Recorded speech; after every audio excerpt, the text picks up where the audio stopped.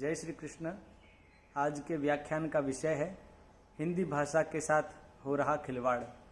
कई लोग उर्दू को हिंदी के अंदर मिला करके बोलते हैं, कई लोग आंग्ल भाषा को हिंदी में मिलाकर बोलते हैं, कई लोग फारसी भाषा को हिंदी में मिला करके बोलते हैं, कई लोग क्षेत्रीय भाषा को हिंदी में मिला करके बोलते हैं।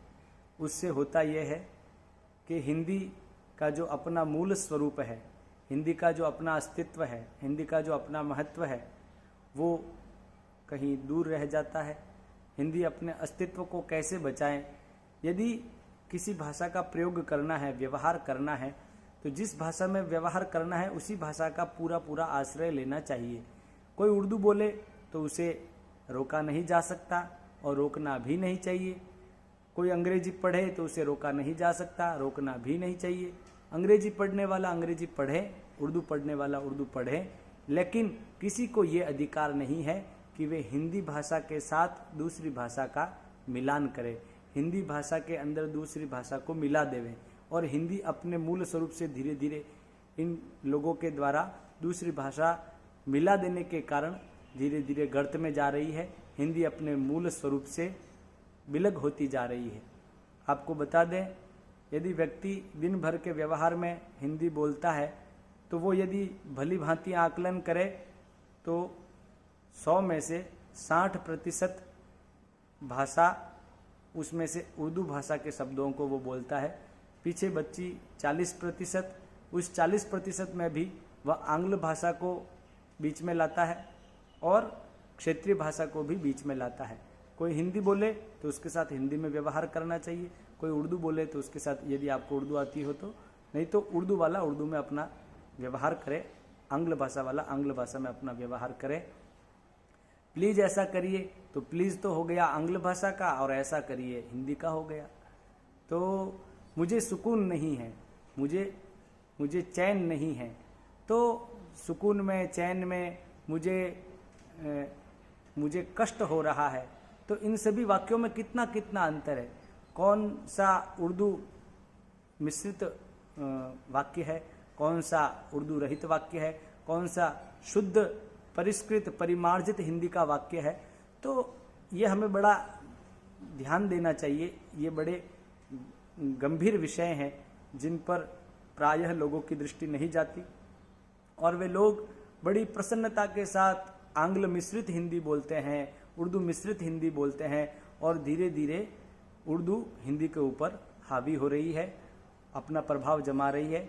और वो उर्दू मिश्रित हिंदी को वे लोग हिंदुस्तानी भाषा के नाम से कहते हैं, जबकि सभी भाषाओं की जननी संस्कृत है और अथाह शब्दकोश को लिए हुए वह भाषा है। और पूरे उत्तर भारत में, मध्य भारत में हिंदी भाषा का व्यापक प्रचार प्रसार है। हमारी राष्ट्रभाषा है, देवनागरी लिपि युक्त है।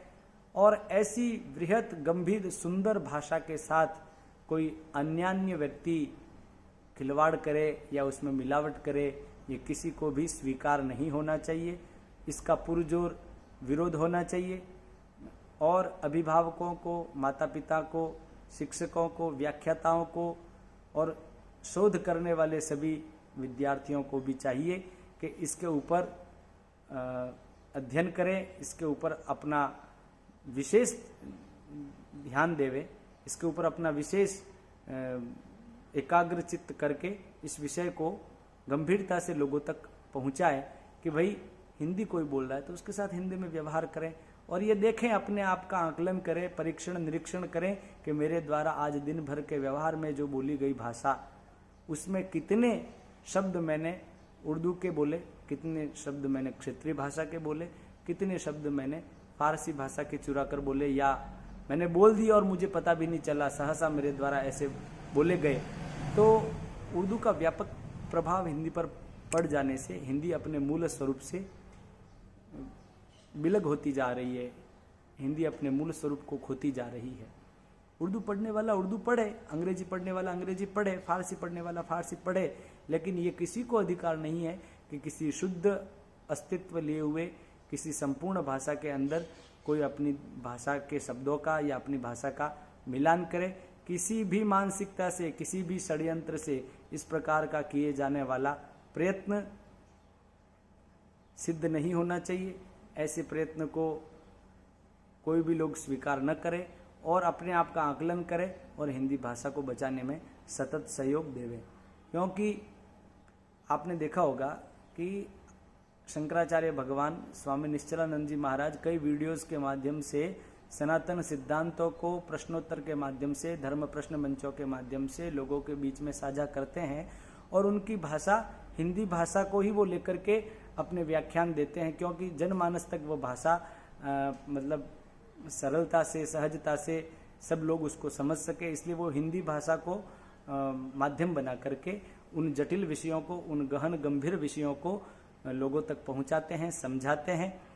तो उनकी संस्कृत निष्ठ हिंदी भाषा को लोग संस्कृत भाषा ही समझ बैठते हैं, जबकि वो बोलते हैं हिंदी में ही है, वो अपनी बात को हिंदी में ही समझाते हैं। लेकिन हम हिंदी से इतने दूर जा चुके हैं कि हिंदी के मूल शब्दों का यदि कोई प्रयोग करे तो उसके लिए लोग कहते हैं ये तो संस्कृत निष्ठ बोलता है, ये तो पता नहीं कैसी हिंदी बोलता है, ऐसी तो हमें आती नहीं। हिंदी भाषी लोग, हिंदी राज्यों के लोग, ऐसी मानसिकता हो गई अभिभावकों की, माता पिता की, कि वे अपने बालकों को हिंदी पढ़ाने से भी जो है दूर भागते हैं। वे अपने बच्चों को अंग्रेज बना देना चाहते हैं। वे अपने बच्चों को मतलब पता नहीं उनके दिमाग में क्या चलता है, वो क्या बना देना चाहते हैं, लेकिन हिंदी से कुल मिला के वो दूर चले जा रहे हैं।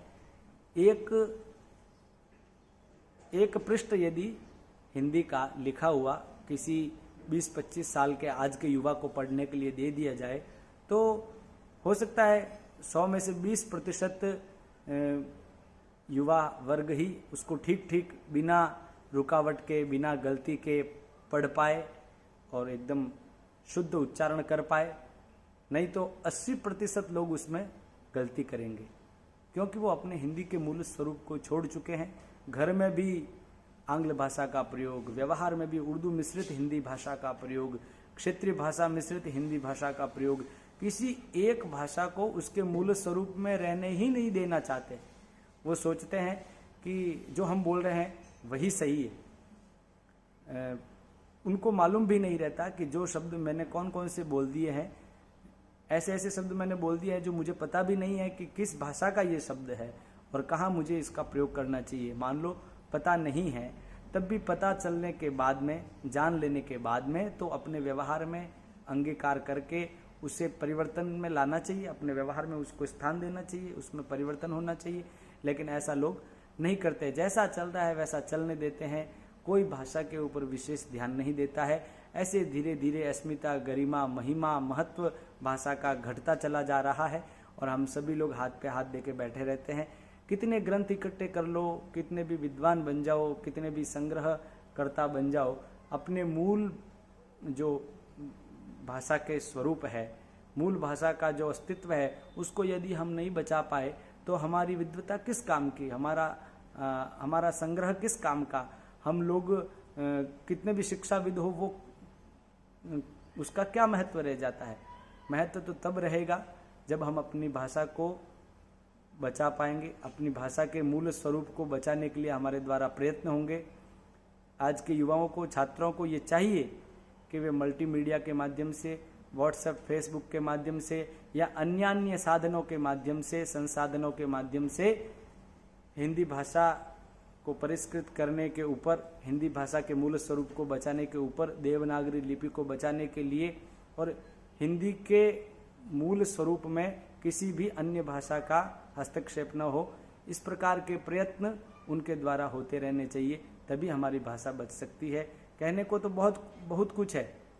कई लोग संस्कृतनिष्ठ हिंदी बोलते हैं, केवल शुद्ध परिमार्जित हिंदी बोलते हैं, तब भी लोग उसके लिए मतलब वो आश्चर्य करते हैं कि ये तो पता नहीं संस्कृत ही बोल रहे हैं। वो संस्कृत नहीं बोल रहे होते हैं, वो हिंदी ही बोल रहे होते हैं।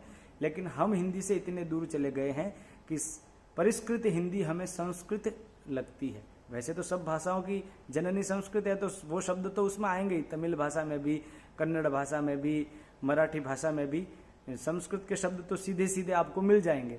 जैसे जल के लिए नीरू शब्द है कन्नड़ भाषा में, तो वो संस्कृत में नीर है।